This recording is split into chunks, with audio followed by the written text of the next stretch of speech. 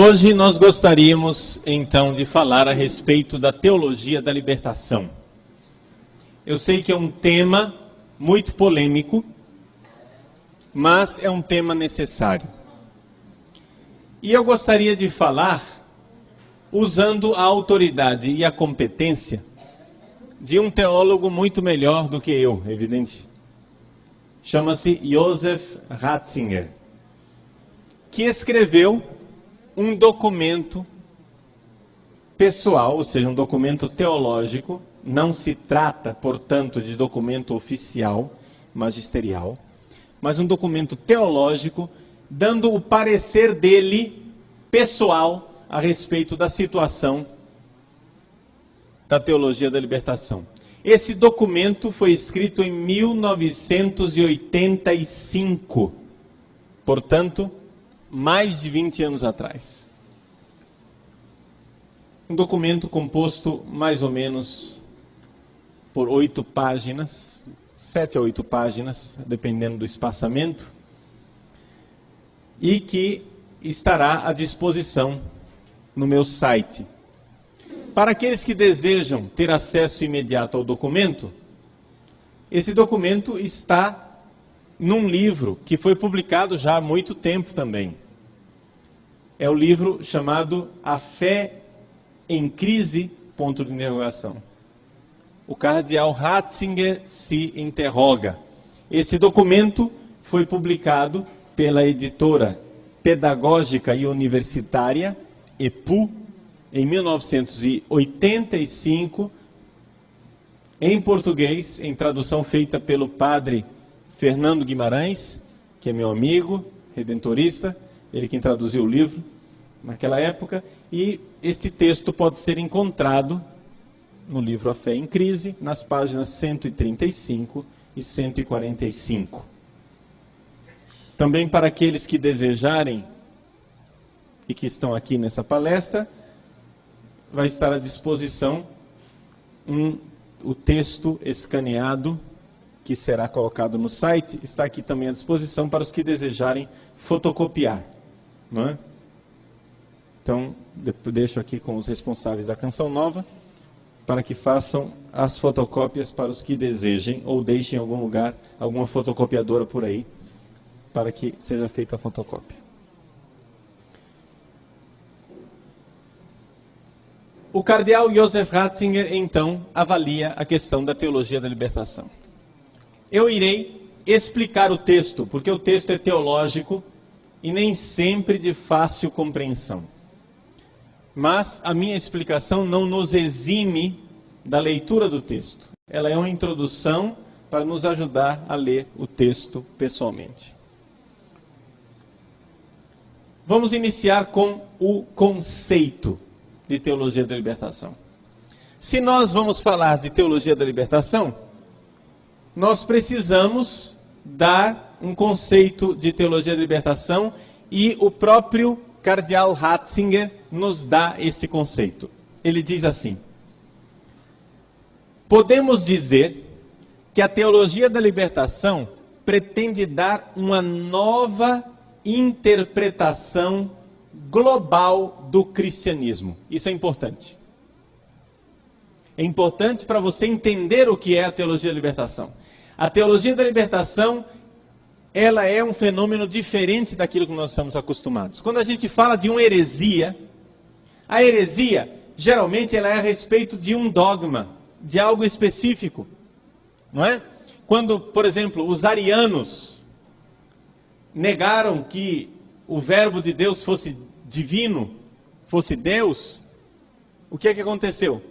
Houve uma heresia a respeito da Santíssima Trindade. Um dogma fundamental, claro, mas um dogma estava sendo negado, o dogma da Santíssima Trindade. Para os arianos, Deus é um só, não tem mais pessoas, é uma única pessoa e é o Pai.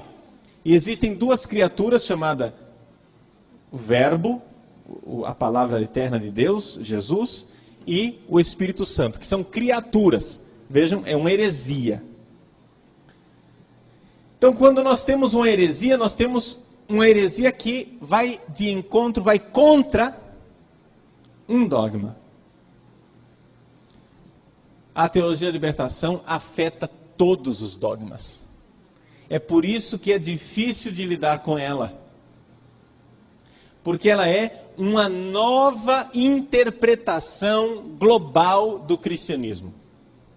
Vejam, isto é que é o importante para nós entendermos a teologia da libertação. Eu olho o cristianismo como um todo e eu vou reinterpretar o cristianismo todo. Portanto, trata-se de uma heresia extremamente preocupante, extremamente danosa, perigosa e terrível, que precisa ser combatida mais do que qualquer outra heresia já foi combatida na história da igreja. Porque ela simplesmente acaba com tudo. Ela reinterpreta o cristianismo todo. Não deixa nada em paz. Ela reinterpreta os sacramentos, reinterpreta os dogmas, reinterpreta a moral, reinterpreta tudo. A estrutura da igreja. E como é que ela reinterpreta? Como é que ela faz isto? Ela explica o cristianismo como uma praxis de libertação. E uma praxis de libertação política. É importante salientar isso. Então, para a teologia da libertação, o cristianismo não é uma, como nós estamos acostumados, uma realidade que nos leva à salvação eterna. Para a teologia da libertação, o cristianismo é uma praxis, ou seja, uma prática, uma ação política libertadora. Portanto, tudo, absolutamente tudo vai ser interpretado em chave política. E já digo desde já, marxista. A heresia da libertação, que seria o nome mais adequado de teologia da libertação, a heresia da libertação reinterpreta o cristianismo todo. É uma macro-heresia. É uma heresia maiúscula, que reinterpreta tudo. Por quê? Porque é teologia feita por marxistas. E marxistas que não têm fé, ou pelo menos não têm fé suficiente. O senhor Antonio Gramsci, fundador do Partido Comunista Italiano, ele tem uma teoria de que tudo é política. Tudo é política. Portanto, só existem duas opções. Aqui é que está, digamos assim, o problema. Os teólogos da libertação, em sintonia com Antônio Gramsci, colocam você diante de um impasse, onde você é obrigado a escolher entre duas alternativas, e dizem eles, tertium non datur. Não existe uma terceira alternativa. O que nós iremos ver que é mentira. Existe sim uma terceira alternativa.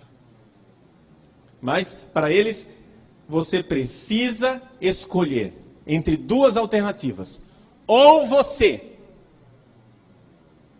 adota uma opção fundamental, que eles chamam de opção preferencial pelos pobres, que na verdade deve ser compreendida como opção pela luta de classes. Ou você opta por entrar na luta de classes do lado dos pobres, dos proletários, daquilo que eles chamam os oprimidos, para derrubar o sistema, portanto, para implantar o projeto socialista, marxista, ou então você está do outro lado, você está trabalhando para o sistema, você é um colaborador do sistema, você está ajudando os opressores. É aqui que acontece o impasse. Os teólogos da libertação nos colocam diante desta alternativa como se ela fosse irremediável. Como se fosse ser ou não ser. Ou você trabalha para lutar num projeto de luta de classes para derrubar o sistema capitalista, ou você gosta da opressão, gosta da injustiça, gosta da miséria, da pobreza, você é a raça de criatura mais desprezível que poderia existir na face da Terra. Então, diante desta praxis política, desta alternativa que a gente não tem como escapar, é que se dá toda a passagem de releitura do cristianismo em chave marxista. Você vai dizer, mas Padre Paulo, ainda existe marxismo? Sim, eu irei descrever para vocês, nós iremos ver, o próprio Papa irá nos conduzir nos vários temas da teologia da libertação, e você vai ver que estes temas, que são uma releitura do cristianismo em chave marxista, estão no dia a dia de nossas paróquias, estão vivos entre nós. O marxismo entre nós vai muito bem, obrigado. É evidente que ele não se chama marxismo. Para quem nunca estudou marxismo, a teologia da libertação não parece ser marxista. Mas para quem estudou o marxismo, sabe muito bem que ali não tem dúvida. Trata-se de verdadeiro marxismo. Então, vejam, aqui está a realidade da teologia da libertação. Ela reinterpreta todo o cristianismo a partir de uma prática política de instauração de uma sociedade sem classes, de um projeto socialista, e tudo, absolutamente tudo deve estar a serviço disto.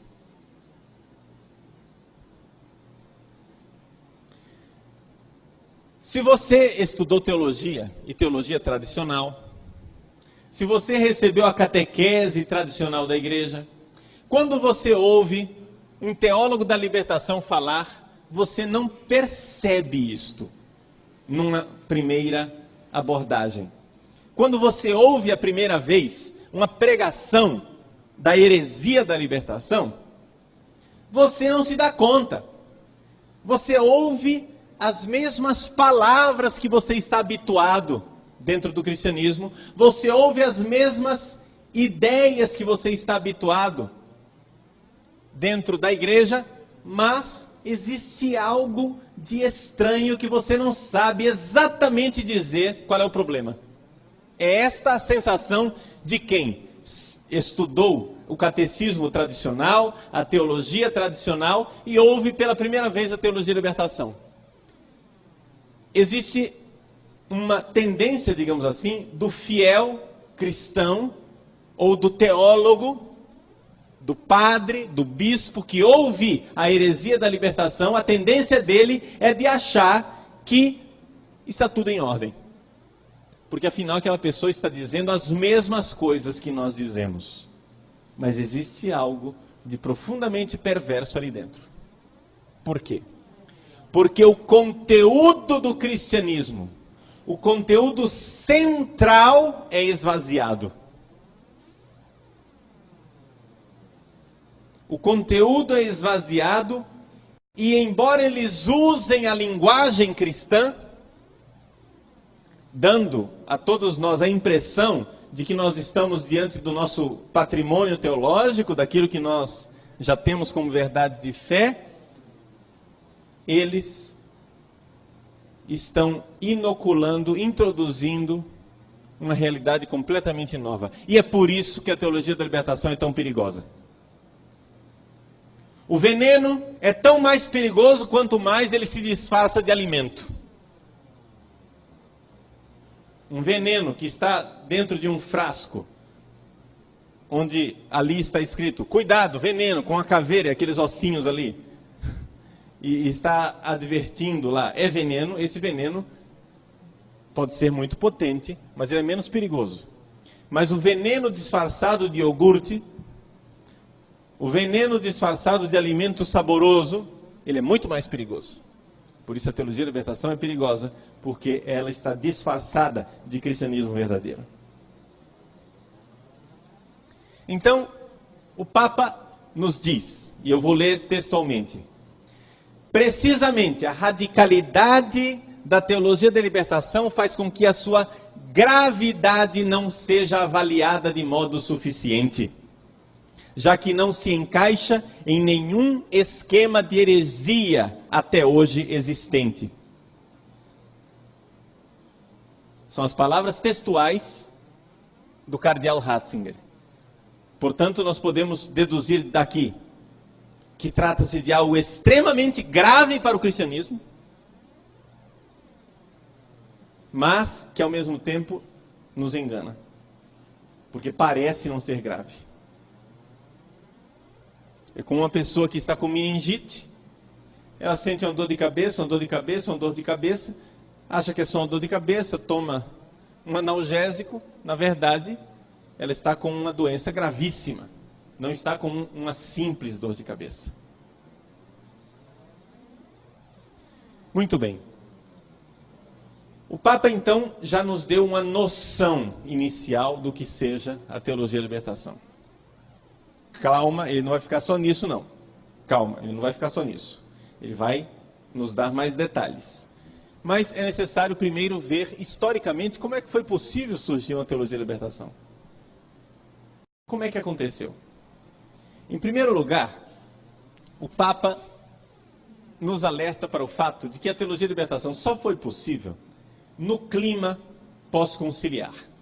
Ou seja, depois do Concílio Vaticano II, alguns teólogos achavam, erroneamente, mas achavam, que a teologia tradicional da igreja não dava mais conta de explicar o cristianismo para as pessoas. Que era necessário buscar uma saída nova, algo de novo, algo de especial. Então a primeira coisa que o Papa alerta é este pressuposto, estes pressupostos da teologia de libertação. Quando você aceita estes pressupostos, você está preparando a casa para a entrada deste vírus. Então o primeiro pressuposto é esta coisa de achar que a teologia tradicional já não responde mais, que a tradição da igreja não é suficiente para o homem moderno e que eu tenho que inventar algo de novo. Essa mentalidade é perversa, porque ela nos leva à traição do cristianismo. Nos leva a inventar um cristianismo novo. Essa é a primeira coisa. Uma desconfiança da tradição. Eu não aceito a tradição. Ao mesmo tempo, contemporaneamente, uma outra atitude. A atitude de aceitação ingênua, de fé ingênua diante da ciência moderna. Ou seja, se é um psicólogo quem está dizendo, se é um sociólogo quem está dizendo, se quem está falando isto é a análise marxista que se apresenta como científica, então eu aceito. Uma fé ingênua na ciência. Meus irmãos, a ciência pode ser também ela, também a ciência, utilizada para trapaça, para o engano. Nós temos esta tendência de encerrar a discussão tão logo alguém diz, não, mas isto é científico. Pronto, aí ninguém discute mais. Não é? Se existe uma atitude que não é científica, é exatamente esta. A atitude de não querer questionar. Todo cientista sabe muito bem que a prova de que a ciência é exatamente a capacidade que a ciência tem de se rever a todo momento. É aquilo que Karl Popper chama de princípio de falsificabilidade. A todo momento a ciência precisa se rever. Não existem dogmas na ciência. A ciência precisa ser revista a todo momento. Então, por exemplo, para Newton, a luz viaja em trajetória reta, em linha reta. Chega Einstein e descobre, é verdade, mas o espaço é torto. É somente uma linha aparentemente reta. Então começa a sua teoria da relatividade. Então vejam, nós tivemos a física de Aristóteles, a ciência questionou e colocou a física de Newton. A ciência questionou e colocou a física de Einstein. E hoje nós estamos assistindo o processo em que a física de Einstein está sendo questionada. Então não existe este dogma científico, essa coisa de que a ciência é a verdade absoluta. Se existe algo que não é absoluto, é exatamente o conhecimento científico. Agora vejam só, se nas nossas cabeças não acontece exatamente o contrário. Para nós a fé é relativa e a ciência é dogmática. A ciência é inquestionável. E a fé a gente adapta, porque eu tenho a minha fé, a sua fé, a fé do outro. Meus irmãos, é exatamente o contrário. O evangelho deve ser sempre o mesmo. Eu devo procurar cada vez mais compreendê-lo melhor, não tem dúvida de que existe um esforço humano de crescer no conhecimento e na consciência do dogma. Mas o dogma é sempre o mesmo. A fé cristã é a mesma. Pois bem, estas duas atitudes nos colocam diante de uma terceira. Então vejam só, a primeira atitude é a desconfiança da tradição teológica. Que a tradição teológica não é mais capaz de responder aos nossos anseios. A segunda atitude é a aceitação ingênua de tudo aquilo que é aparentemente científico. E saibam disso, desde o início, o marxismo foi apresentado como a ciência, como uma pretensão científica enorme. O marxismo, no entanto, meus senhores, foi fundado em cima do charlatanismo mais crasso, mesquinho e descarado que existe na face da terra. Karl Marx era um desonesto, mentiroso e sem vergonha. Ele e todos os seus seguidores. Não existe marxismo honesto, porque o marxismo está fundado numa mentira. Mas eles se passam por científicos. A análise científica da realidade. A terceira atitude, então, é a crítica da tradição dentro da teologia, a partir de uma visão pseudocientífica de uma exegese moderna, ou seja, uma interpretação da Bíblia a partir de certos pressupostos científicos, ou seja, a combinação das duas coisas. Mas estes são os pressupostos da mentalidade interna da igreja. O que é que acontecia fora da igreja? Estamos fazendo um pouco de história, não é? Dentro da Igreja Católica, depois do Vaticano II, aconteceu isso. Nós ficamos com alergia da tradição e começamos a abraçar a ciência como se ela fosse a coisa mais linda do mundo. Sem nos dar conta de que cientista também pode ser sem vergonha, enganoso, desonesto. E fora da igreja? Bom, fora da igreja, diz o Papa, havia todo um clima espiritual favorável a aceitar o marxismo. Como?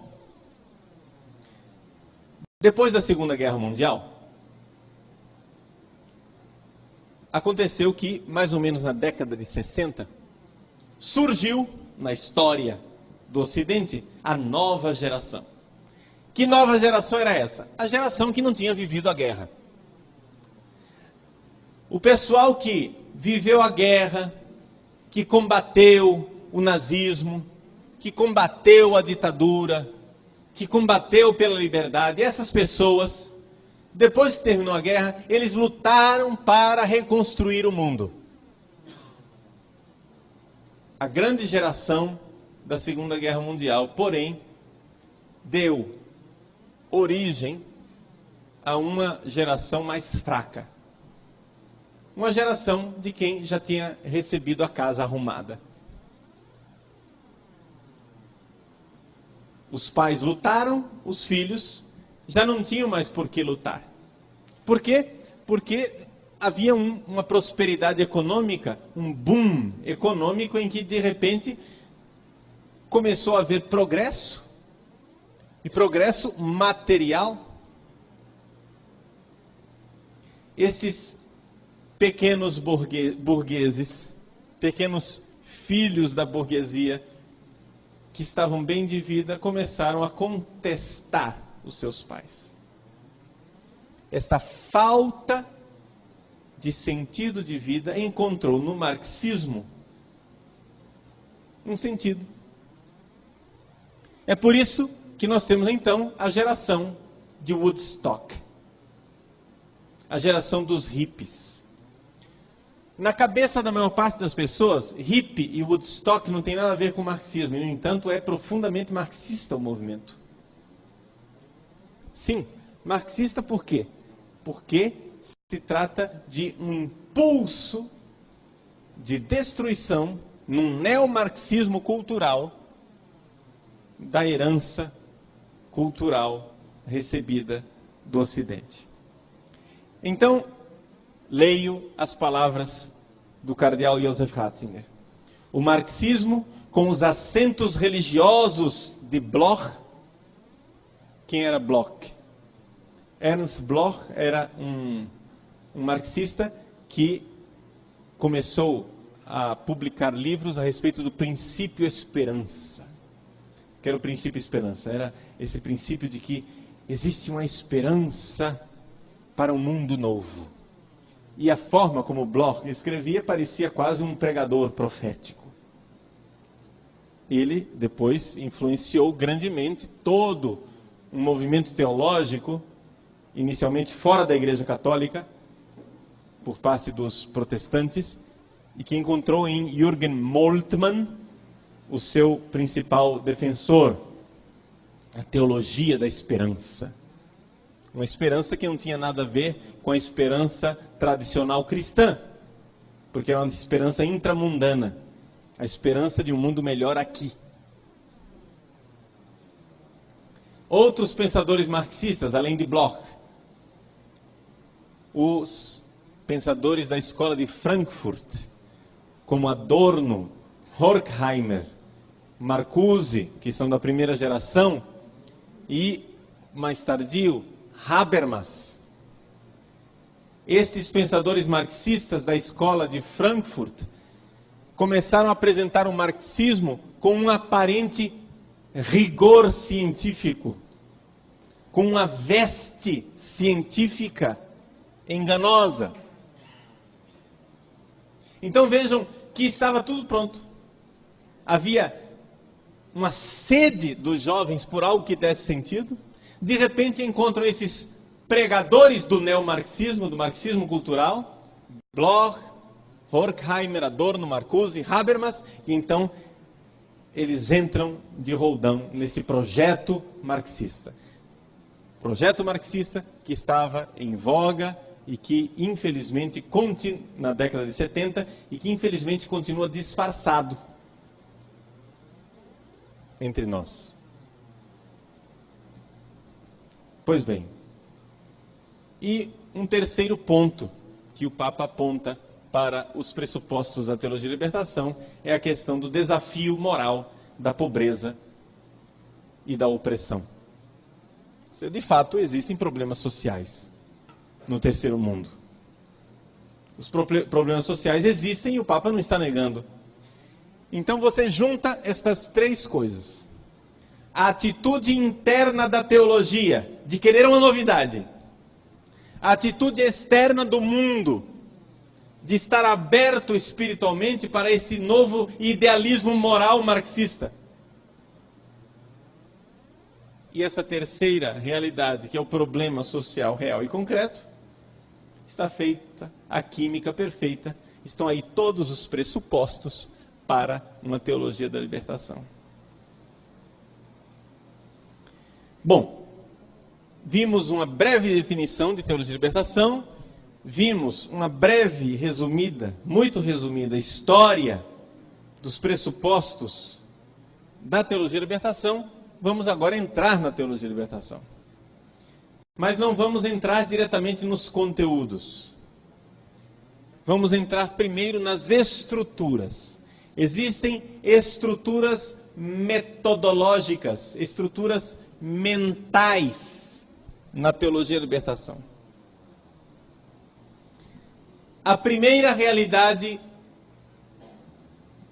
é a questão de que a teologia da libertação nasce diretamente de uma influência de um teólogo chamado Rudolf Bultmann. Quem era Bultmann? Bultmann foi um pastor, um teólogo, mais do que pastor, um teólogo protestante que começou a questionar a credibilidade dos evangelhos. Não foi ele quem começou, já vinha antes dele, toda a teologia liberal, desde o final do século XIX. Mas digamos que Bultmann é o cume de toda esta escola, esta cadeia.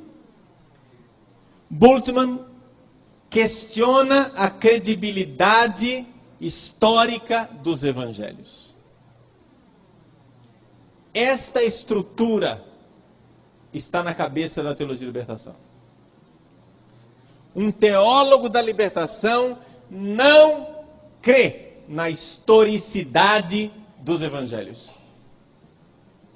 Tudo que está lá é questionável, tudo que está lá é uma reflexão da comunidade e não história, não evento histórico.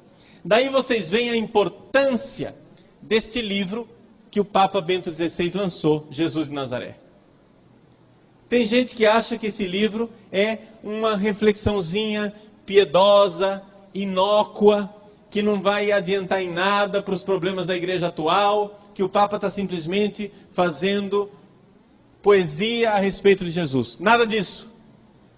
O livro Jesus de Nazaré é um dos esforços mais importantes desse pontificado, se não o mais importante. Trata-se de uma arma poderosíssima. Por quê? Porque ali nós estamos diante de um grande teólogo, Joseph Ratzinger, que está escrevendo, lendo os evangelhos conosco e mostrando o fundamento histórico do núcleo da nossa fé. Ele está nos tomando pela mão e nos ensinando a ler os evangelhos e crer nos evangelhos. Então vejam que aqui parece que não, mas o Papa Bento XVI está de forma eficaz, sem fazer grande barulho, está indo diretamente na veia da teologia da libertação. Se esses teólogos da libertação soubessem o risco que eles estão correndo com esse livro, não é? Eles certamente teriam dado mais importância ao livro, pelo menos como inimigo. Mas o livro está aí, ninguém nem nota que o livro existe. Mas esse livro, na mão dos seminaristas, dos padres jovens, esse livro é resposta para muitos anseios teológicos. E está dando aos padres jovens e aos seminaristas a possibilidade de forma inteligente, teológica e científica, ler os evangelhos e dar aos evangelhos a credibilidade histórica que nós necessitamos para manter a nossa fé. Então vejam, na estrutura estrutura mental de um teólogo da libertação está o fato de que os evangelhos não têm credibilidade histórica. O que está lá não é história. Por isso, vocês irão ouvir muitas vezes teólogos da libertação dizendo que isso não é histórico, isso daqui foi um acréscimo da comunidade. Por quê? Porque se trata de um embuste cientificista. Eles tentam apresentar essa leitura do que eles fazem do Evangelho, que é uma leitura ideológica, como sendo a leitura científica. Então, leio o trecho do Papa, para que vocês tenham um pouco também acesso às próprias palavras que ele usa. A importância de Bultmann, portanto, não está tanto em suas afirmações positivas. Não tem ninguém lendo Bultmann hoje em dia e concordando com aquilo que Bultmann diz.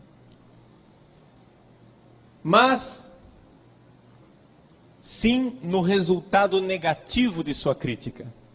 Ou seja, o núcleo da fé, a cristologia, ou seja, a nossa fé e a teologia a respeito de Jesus Cristo, permaneceu aberto a novas interpretações, porque tinha desaparecido como historicamente insustentáveis aquelas que até então eram seus enunciados originais. Ou seja, Bultmann fez um trabalho negativo. Bultmann fez o seguinte: ele criticou a leitura tradicional dos evangelhos,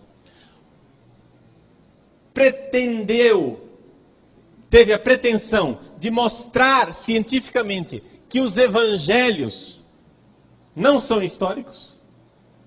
A partir daí, a porta está aberta. E aí você faz a interpretação que quiser, porque já que não é histórico, já que aquela comunidade primitiva interpretou Jesus assim, o que é que nos impede, nós, comunidade atual, comunidade de base, de interpretar o Evangelho do jeito que o nosso projeto político quiser?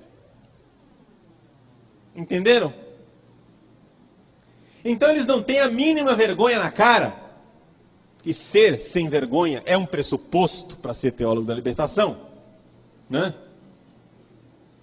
Ser sem vergonha é um pressuposto. Se você tem vergonha na cara, saiba que você será um péssimo teólogo da libertação. Você precisa ser sem vergonha.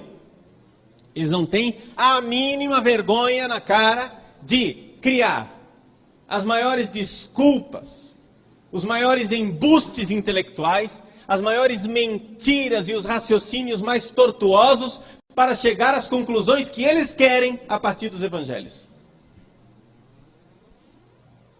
Eles escolhem trechos da Bíblia para dizer o que eles querem. Eles escolhem tudo o que aparentemente justifica a visão ideológica deles. E deixam de lado como não histórico, como relativo, tudo aquilo que é contrário à visão deles. Trata-se de desonestidade. Pode ser que a pessoa nem se dê conta disso. Por quê? Porque a desestruturação moral na qual aquele padre foi criado é tanta que ele já nem nota a desonestidade dele. Ele faz isso com naturalidade. Tem gente que mente e nem sente que está mentindo. Isso é uma das características da humanidade depois do pecado original. A mentira se torna até um hábitus, uma forma mental. Pois bem, é assim então que eles criticam a forma de a igreja ler a Bíblia. O magistério, se você chega e mostra para eles, olha, o Papa está lendo a Bíblia assim, eles não vão aceitar. Por quê? Porque não é científico. A forma do magistério ler a Bíblia é cientificamente insustentável para eles. Entenderam? por que aquele pressuposto lá atrás de credibilidade na ciência e desconfiança da tradição frutifica dentro da teologia de libertação dessa forma? Além disso, diz o cardeal Ratzinger, Bultmann foi importante para o desenvolvimento posterior de uma segunda palavra-chave. Ele trouxe à moda o antigo conceito de hermenêutica. O que é hermenêutica? Bultmann diz assim, vamos resumir um pouco o pensamento de Bultmann. Ele não acredita que seja possível ler o texto do Evangelho sem você antes ter suas decisões prévias. Eu decidi que o Evangelho, que esse texto serve para isto, isto e aquilo. Eu já tenho meus preconceitos, eu já tenho decisões anteriores. Então, é a partir desta minha chave de leitura que eu vou ler o Evangelho, porque é o chamado círculo hermenêutico. Eu sou influenciado pelo texto e eu influencio o texto. Isso tem uma certa verdade. O problema é que quando isto é levado ao extremo, nós entramos no mundo do relativismo. Então, por exemplo, Heidegger é o filósofo da predileção de Bultmann. Então, o que é que Bultmann faz? Ele lê todo o Evangelho a partir da filosofia existencialista de Heidegger. Agora o que acontece? Acontece que Heidegger saiu de moda. Ninguém está mais lendo Heidegger. Quem que entrou na moda? Os filósofos marxistas. E então, Bultmann lia a Bíblia a partir da sua hermenêutica, que era existencialista. A hermenêutica existencialista saiu de moda, mas ele deixou o princípio segundo o qual não é possível ler a Bíblia senão a partir de uma hermenêutica específica da minha corrente filosófica. E é isso que eles fazem. Leem toda a Bíblia em chave marxista, por princípio hermenêutico.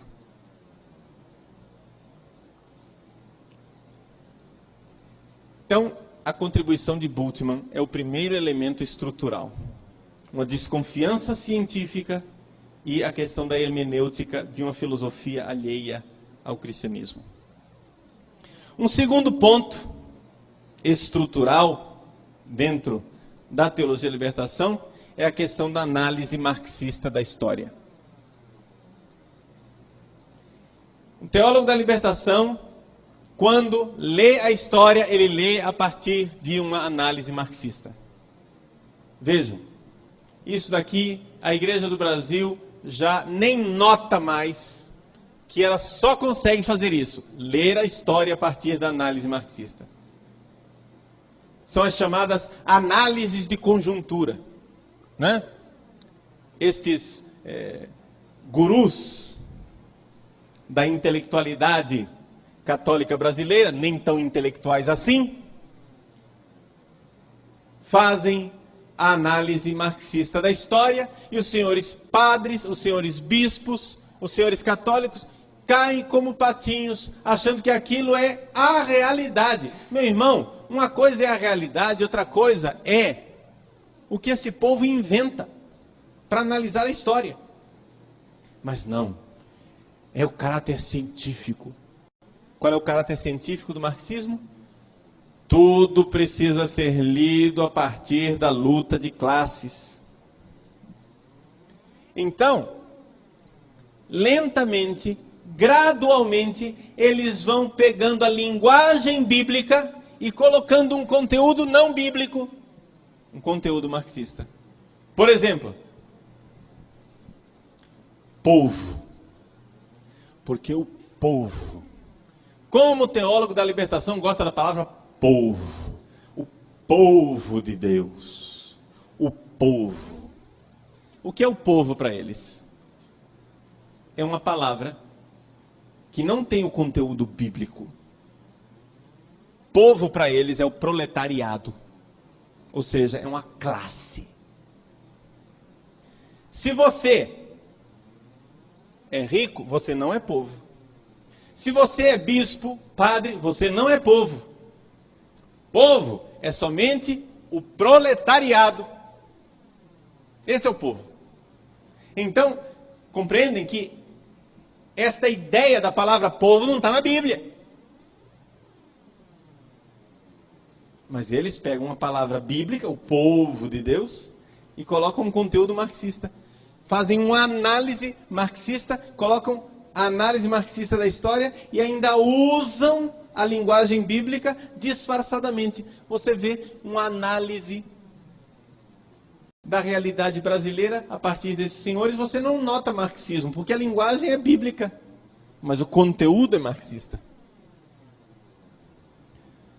Outra categoria, também ela, do Evangelho, que eles forçam dentro desta análise histórica marxista, que é a questão da luta de classes, é a ideia de pobre. Não é? Se você for à Bíblia, você vai encontrar os pobres. Bem-aventurados os pobres em espírito, porque deles é o reino dos céus. Os pobres de Deus, os Anauim do Antigo Testamento, né? Os pobres de Javé. Pois bem, pobre é lido a partir da perspectiva da luta de classes. Gente, essa história de luta de classes para eles é um dogma inquestionável. Ou você está do lado do proletariado, vamos usar a linguagem que eles usam, dos pobres, na luta de classes, ou você está favorecendo o sistema capitalista opressor. Não tem como fugir disso. Meus irmãos, tem como fugir disso sim. Chama-se cristianismo tradicional. Tem como fugir disso sim. Nós não precisamos comer no coxo que eles nos obrigam a comer. Não podemos ficar emburrecidos e entrar dentro da análise que eles fazem. Como se... Porque eles decretaram que o socialismo é a solução. Eles decretaram. Socialismo é uma coisa que não se critica, que não tem erro, que não erra nunca, que não pode ser aperfeiçoado, nada disso pode ser aperfeiçoado. O socialismo é um impávido colosso que não pode ser tocado. Mas quem disse que o socialismo é a solução? Quem me obriga a levar a sociedade para o socialismo?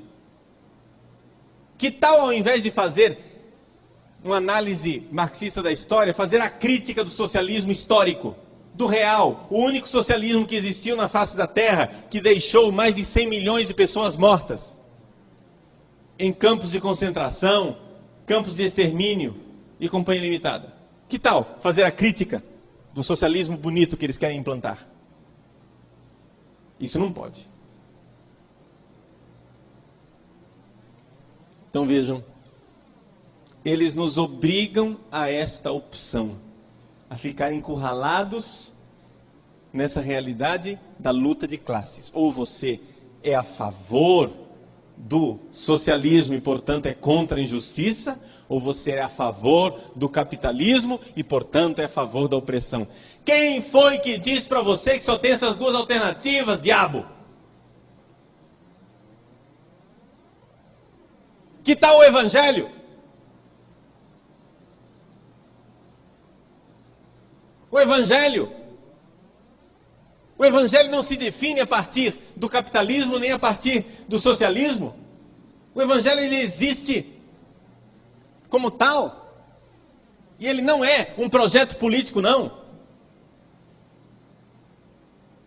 É uma mensagem de salvação. E uma vez recebida esta mensagem de salvação, nós podemos e devemos, como cristãos, usar a nossa cabeça para tentar melhorar esse mundo politicamente também. Mas quem foi que nos encurralou nessa alternativa out, ou capitalismo ou socialismo? Como se não houvesse uma terceira via, uma terceira alternativa, que não se define a partir das duas, mas se define por si mesma, que é o Evangelho.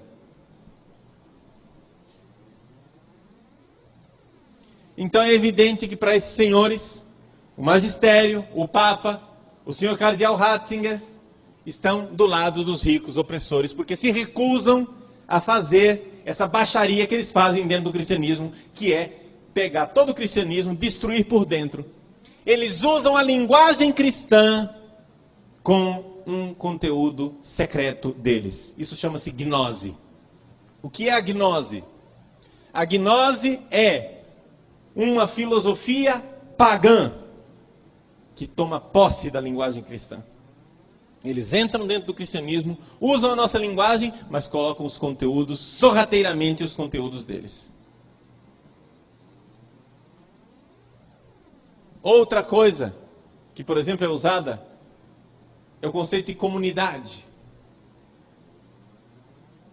A comunidade é, para eles, uma realidade sacrossanta.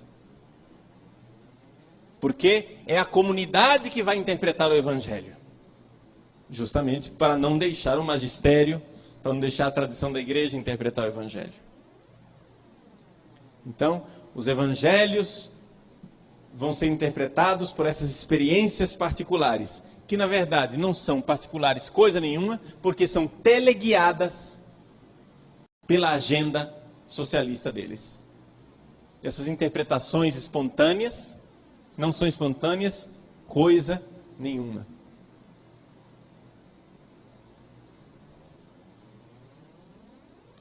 É por isso que o conceito de povo de Deus é usado por eles de forma a interpretar povo de Deus como luta de classes. Povo de Deus é uma realidade contraposta a magistério. O povo contra o magistério. O povo contra os opressores. O senhor Leonardo Boff, no seu livro Igreja, Carisma e Poder, faz exatamente isso. Ele aplica a análise marxista à igreja. Ele diz, o povo espoliado, desapropriado, e os detentores do capitalismo espiritual, que é o clero. O clero se apropriou dos meios de produção do sagrado. E o povo, produção do sagrado quer dizer o quê? Quem que pode celebrar a Eucaristia? Só os padres. Quem que pode perdoar os pecados? Só os padres. Quem que pode interpretar oficialmente a Sagrada Escritura? Só o magistério. Então vejam, uma classe. Vejam como eles leem tudo a partir da luta de classes. Uma classe, a classe clerical, é a classe que tomou posse dos meios de produção do sagrado, enquanto o povo é espoliado. O povo é oprimido, o povo não tem a produção do sagrado. Então o que nós vamos fazer? Nós precisamos pôr luta de classes. E precisamos dar ao povo a possibilidade de fazer isso também. Então o povo vai celebrar a Eucaristia, vai perdoar os pecados, vai interpretar a Bíblia do jeito que quiser, etc. E essa luta de classes, é interpretada como sendo a ação do Espírito Santo. A pneumatologia, ou seja, o Espírito Santo entra aqui de forma decisiva, por quê? Porque o Espírito Santo é o princípio ativo da revolução. Porque o Espírito sopra onde quer.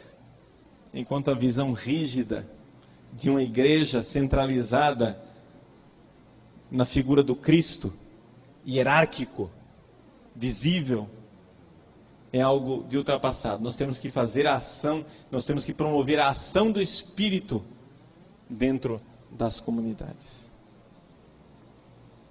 Além disso, eles fazem uma leitura de toda a mensagem cristã a partir da história e, portanto, antimetafísica. O que quer dizer uma leitura histórica e antimetafísica? Quer dizer o seguinte: a história é que é o Deus deles. Não existe uma verdade, existe o momento histórico. Hoje é isto, amanhã é outra coisa. Não existe verdade, só existe história. A história é um conceito que absorve tudo, inclusive Deus e a revelação. Pois bem, uma vez que foi apresentada aqui toda a estrutura e a forma de pensar da teologia de libertação, nós poderíamos apresentar rapidamente pequenos tópicos de conteúdo, porque uma vez que você tem a estrutura, uma vez que você aprendeu como eles pensam, você já consegue, não é, detectar quando as coisas são feitas a partir desta heresia da libertação. Mas vamos colocar alguns pontos. Por exemplo, fé. A fé não é mais interpretada como eu tenho que ser fiel à revelação de Deus. Não. Fé, para eles, é uma fidelidade à história, à luta histórica. Essa é a fé. A fidelidade à causa. E o que é a causa aqui? É a causa socialista com a qual eles interpretam o Evangelho. Esperança. O que é a esperança cristã? A esperança cristã é uma confiança no futuro socialista que virá. O amor. O que é o amor para eles? É o amor preferencial pelos pobres. Mas, padre, não é bonito o amor preferencial pelos pobres? Ah, sim, a palavra é bonita. O conteúdo, porém, significa o seguinte: opção pela luta de classes. Entenderam? Quando eles disserem opção preferencial pelos pobres, saiba que o conteúdo desta frase é opção pela luta de classe socialista. Isso é que é opção preferencial pelos pobres. As palavras são bonitas, o conteúdo é demoníaco. Compreendem? Pergunto, todos os padres sabem disso daqui que eu estou dizendo? Não.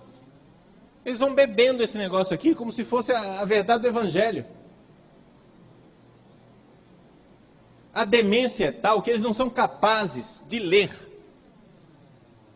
Não são capazes de ler absolutamente nada que contradiga o que eles aprenderam.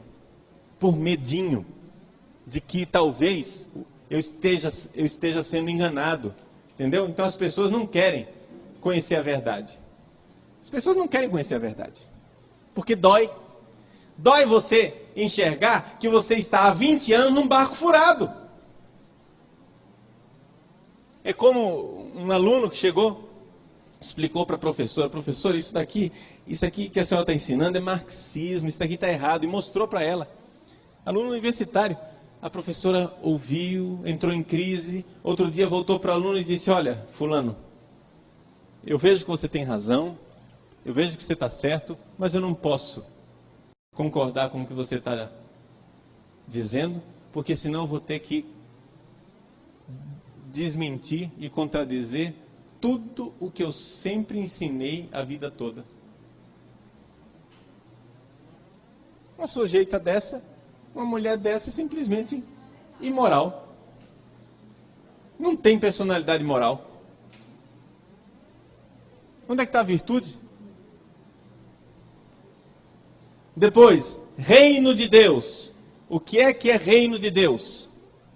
O reino de Deus não pode ser interpretado nem espiritualmente e nem universalmente.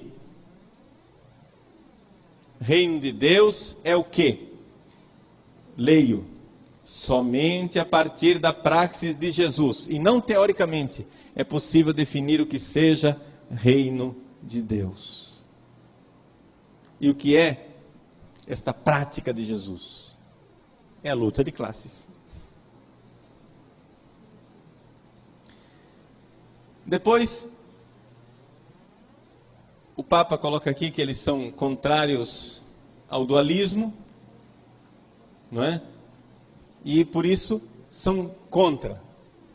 Todo teólogo da libertação vai ser contra a distinção entre corpo e alma. Eles não aceitam corpo e alma. Não fale de alma para eles que eles ficam arrepiados. Não querem saber de alma. Não aceitam a distinção entre natural e sobrenatural. Para eles tudo é natural. Não aceitam a distinção entre imanência e transcendência. Tudo é aqui, imanente, nessa história. Não existe o transcendente. Mas aí o que é que eles fazem? Criam um dualismo ainda maior, que é o dualismo do mundo atual e o futuro hipotético deles. E uma demência ainda maior.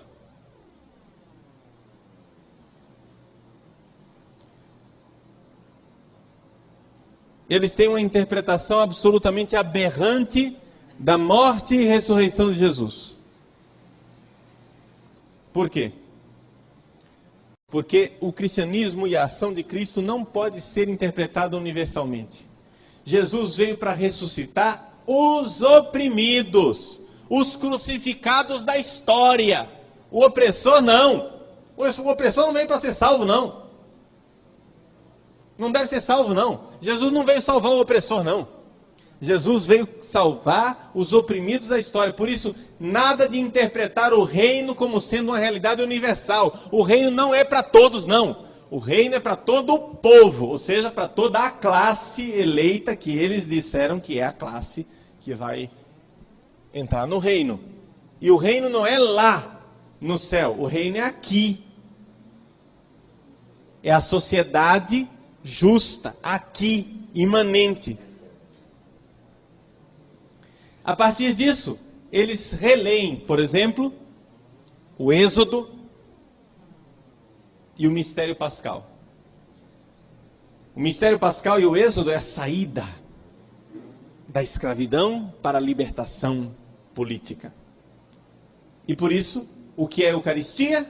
A Eucaristia é a celebração da festa da libertação do mundo que vai acontecer no futuro. É a celebração desta esperança política e messiânica. Tudo é lido a partir da luta de classes. Não existe verdade. A verdade é a ação política.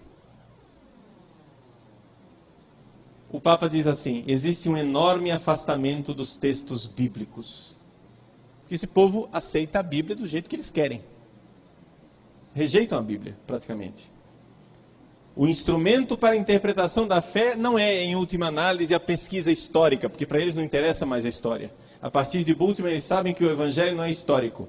Então não interessa para eles saber o que é que aconteceu historicamente. Interessa sim a hermenêutica da história na comunidade, ou seja, nos grupos políticos deles.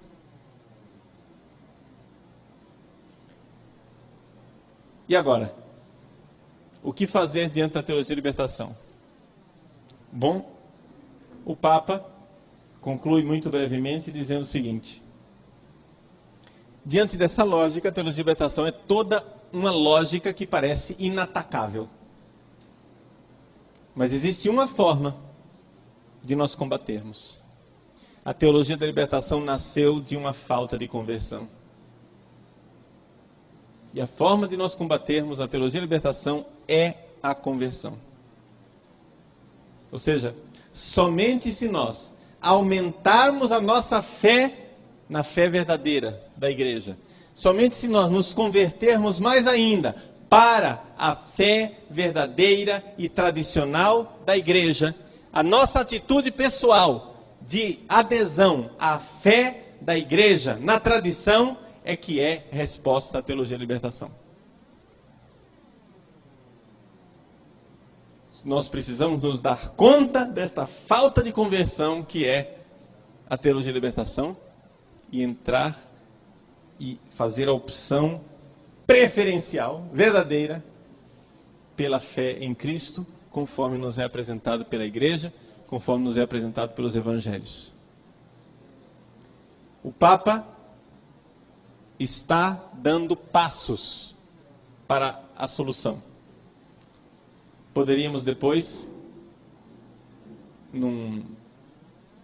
com um pouco mais de tempo, ver esses passos. Mas eu vou fazer uma pequena lista dos passos que o Papa está dando para combater esta heresia da libertação, e nós poderíamos depois, numa outra palestra, desenvolver isso de forma mais adequada. Primeiro, o caminho de resgate é exatamente o mesmo caminho que nos levou à perdição, só que na direção inversa.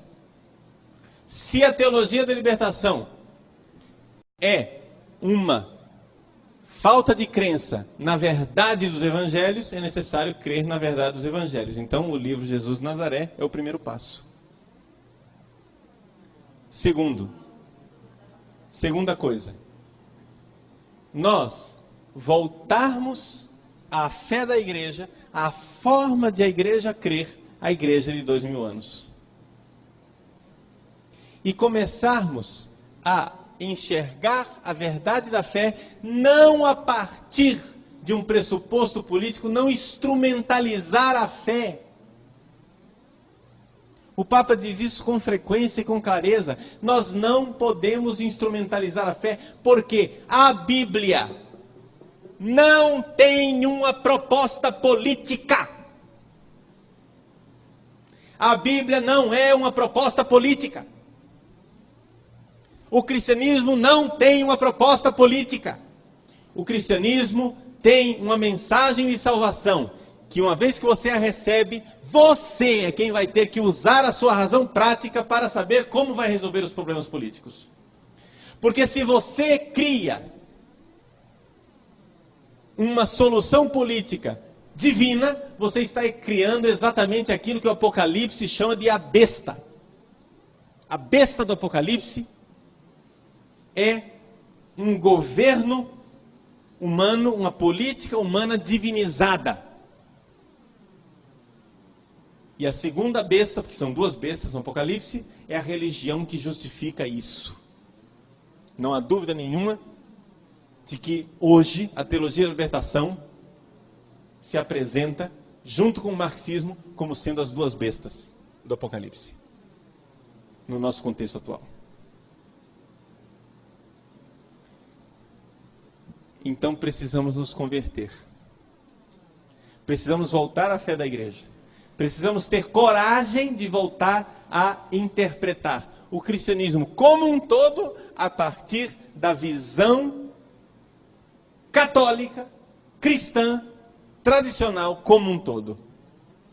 E não instrumentalizar o cristianismo. Então, aqui é necessário, então, um esforço catequético imenso. O Papa lançou o Catecismo da Igreja Católica para isto. Papa João Paulo II lançou esse Catecismo da Igreja Católica, escrito pela Congregação da Doutrina da Fé, na frente da qual estava Joseph Ratzinger. O Catecismo é esse esforço de voltar a ler a fé a partir da tradição. Então, o livro Jesus de Nazaré, o Catecismo da Igreja Católica.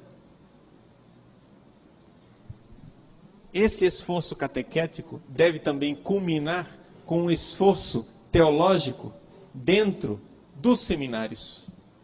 Porque se nós não tivermos novos padres e padres que queiram ler a igreja e a fé da igreja a partir da tradição, nós estamos perdidos. Então a solução está também nos padres, porque a crise atual da igreja é uma crise clerical, porque os teólogos da libertação são padres. E nós precisamos de novos padres, que não somente não sejam teólogos da libertação, mas nós precisamos de padres que sejam contra a teologia da libertação. Por quê? Porque, meus queridos, nós precisamos, não existe verdadeiro amor pela fé se não houver um ódio pela heresia. Se você diz que ama a fé, mas não odeia a heresia, você não ama a fé coisa nenhuma. Então é necessário ser contra a teologia da libertação. Nós precisamos ser contra. Então é importante que os padres novos saibam combater a teologia da libertação. Queiram combater a teologia da libertação. Para que a verdadeira fé possa voltar a brilhar tal qual ela é.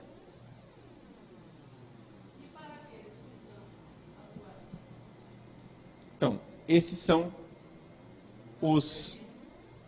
estas são as orientações do Papa para a solução. Com relação aos que já são teólogos da libertação, é caso perdido? Tudo é possível para aquele que crê, mas é preciso crer. Esse é o problema. Aqui é o mistério da iniquidade, o mistério da liberdade humana. Por quê? Um sujeito que foi teólogo da libertação só deixa de ser teólogo da libertação se ele for contrário, se ele combater a teologia da libertação. Existem alguns casos de bispos aqui no Brasil, e até gente bastante eminente, que diz que deixou de ser teólogo da libertação. Diz que. Eu não acredito.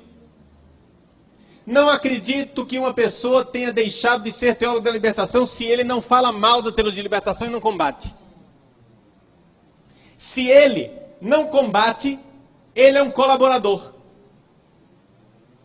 Ele é simplesmente uma das peças na teoria revolucionária. Porque na teoria revolucionária, o que é que acontece? Existem dois braços. Um que age na legalidade e o outro que age na ilegalidade.